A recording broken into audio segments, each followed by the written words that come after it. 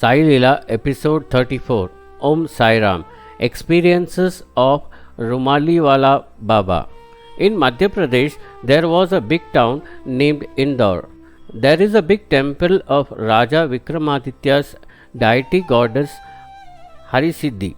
In the year 1915, there lived a fakir named Rumaliwala Baba beside the temple. He was called a mast fakir. He never used to beg, and he was in meditation of Sai Baba for 24 hours. Although there was no need to go to Shirdi for Baba's darshan, he went to Shirdi many times to get engrossed in Baba.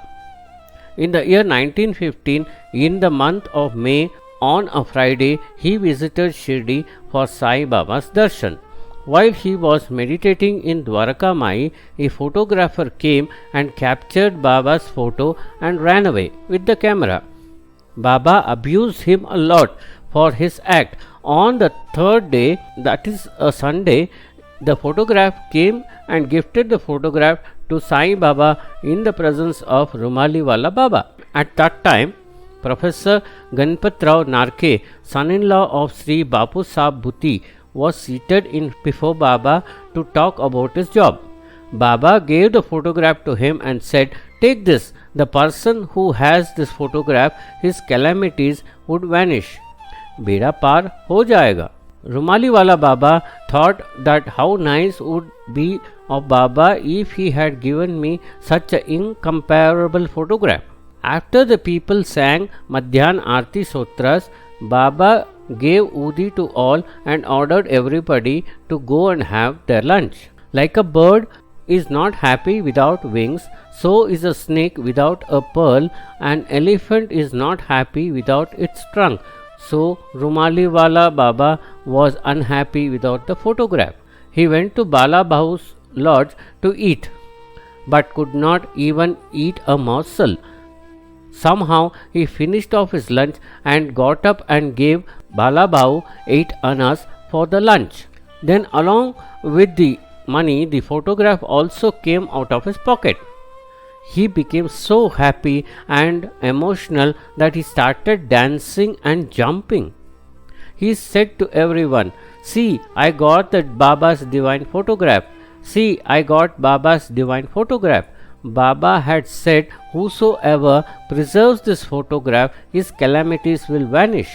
By getting Baba's divine photograph, there was no bound to happiness of Rumaliwala Baba. He was very excited. His eyes overflowed with tears. He kept the photograph near his heart and started embracing it again and again. After some days, Rumaliwala Baba went back to Indore. He kept the photograph in a recess of a wall.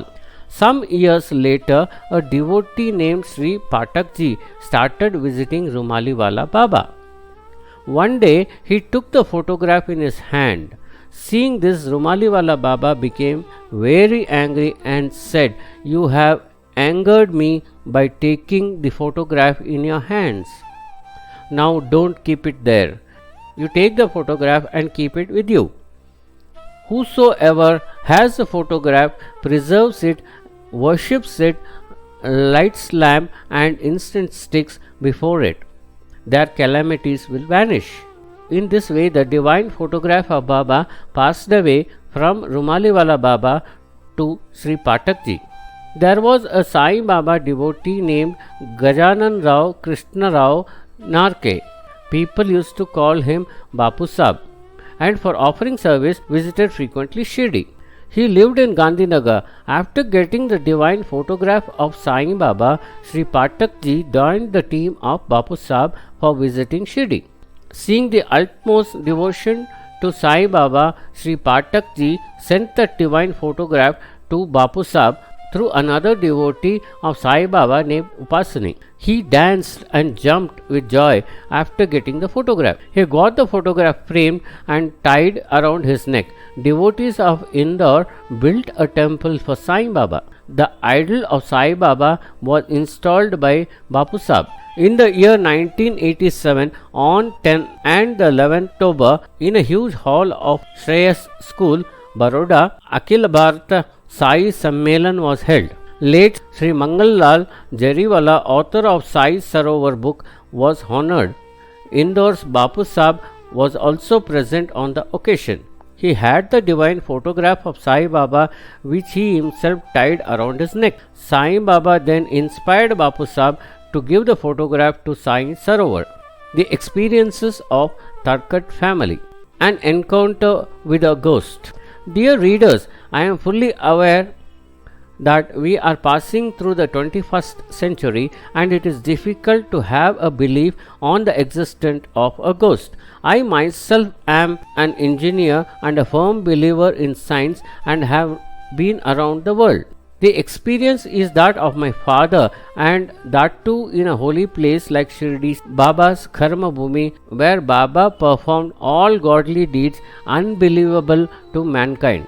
I will therefore narrate to you the experience as stated by my father, and as compellently stored in my memory is able to recall the same. On one of his visits to Shirdi, on a particular day, early in the morning, my father performed his morning duties in Shirdi. This was near the bank of the rivulet, and he was sitting under a peepal tree.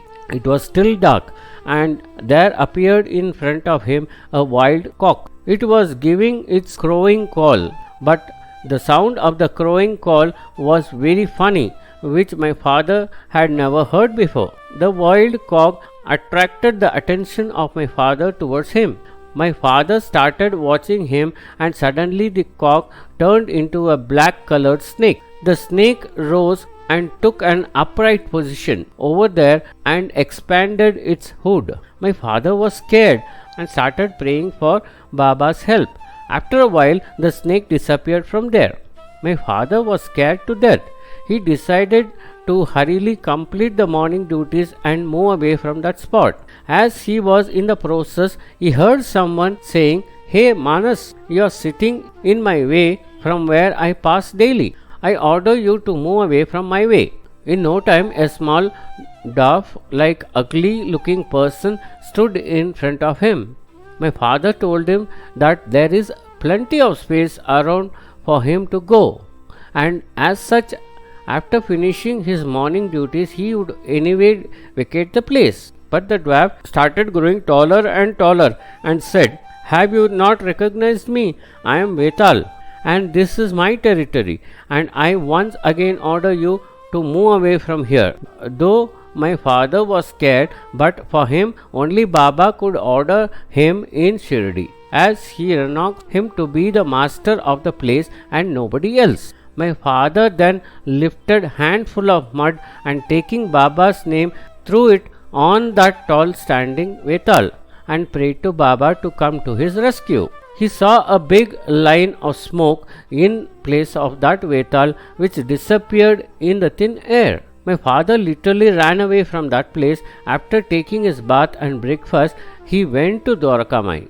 As he approached Baba's feet, he heard Baba asking him rather jokingly, "Hey Bao, early this morning why were you seeking the help of my Udi?"